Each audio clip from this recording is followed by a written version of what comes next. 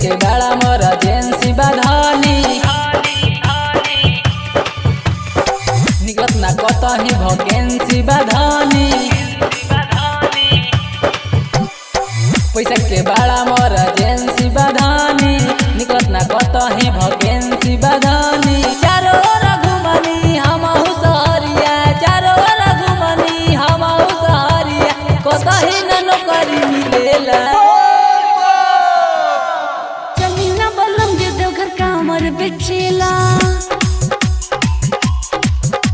त चली ना बलम जे देवघर कामर बेचेला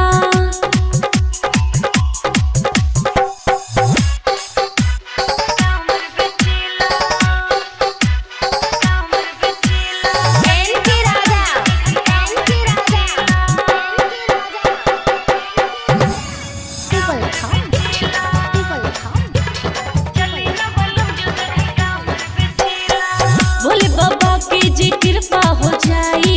हमनी के दुखवा दूर हो जाई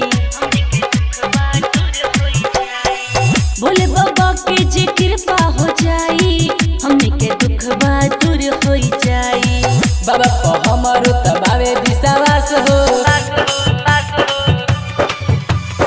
सबके उहो पुरावे ले आस हो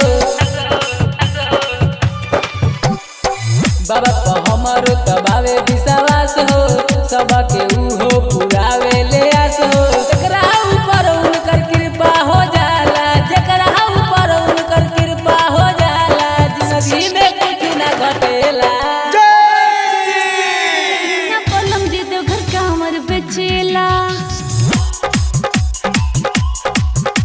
त चली ना बलम जे देवघर कामर बेचेला